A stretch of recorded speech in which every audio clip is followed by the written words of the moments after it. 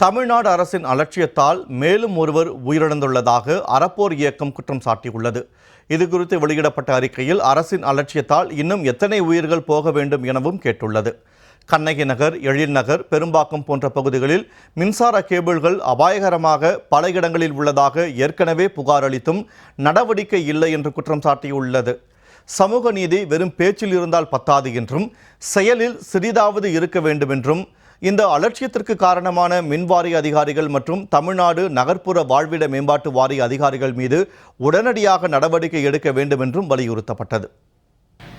எழில் நகர் பகுதியில், பெரும்பாக்கம் பகுதியெல்லாம் நிறைய ஓப்பனாக இந்த மாதிரி கேபிள்கள் இருப்பதும், வயர் மேலே அவர்கள் அந்த தண்ணி, மழை வர பெஞ்சிருக்கு, அந்த தண்ணியில் கால் வைக்கும் பொழுது ஷாக் அடித்து அவங்க இறந்துருக்கிறாங்க.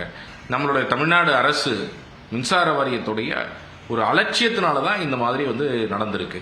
வீட்டுக்குள்ளேயும் அந்த பில்டிங்குள்ளேயும் பல கேபிள் ஓப்பனாக இருக்கு. இந்த மாதிரி தொடர்ந்து அந்த விஷயங்களை நம்ம அரசாங்கத்துக்கு எழுதிக்கிட்டு வரோம், புகாரும் கொடுத்துக்கிட்டே இருக்கிறோம்.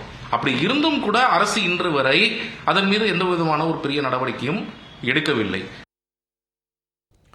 தூய்மை பணியாளர்களுக்கு கையுறை, பூட்ஸ் உள்ளிட்டவைகளை மாநகராட்சி ஒப்பந்த நிறுவனங்கள் வழங்காமல் இருப்பதே தூய்மை பணியாளர்கள் உயிரிழப்புக்கு காரணம் என ஒழிப்போர் உரிமை இயக்கம் குற்றச்சாட்டை முன்வைத்துள்ளது.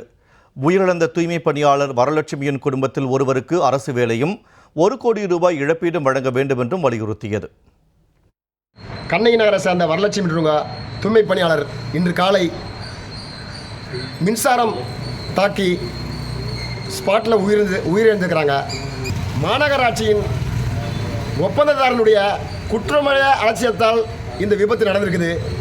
மாநகராட்சி தொழிலாளர்களுக்கு பாதுகாப்பு கவசங்கள், பாதுகாப்பு உபகரணங்கள், அது முகக்கவசமாக இருக்கட்டும், கையுறை, ஷூ, இது போன்ற பாதுகாப்பு உபகரணங்கள் கொடுக்கப்படவில்லை என்று தொடர்ந்து வலியுறுத்தி உயர்நீதிமன்றத்தில் கூட வழக்கு தொடுத்திருக்கிறோம். இது கொடுக்காத இல்லாத ஒரு சூழல் தான் அவர்கள் பாதுகாப்பின்மை நேர்ந்திருக்கிறது.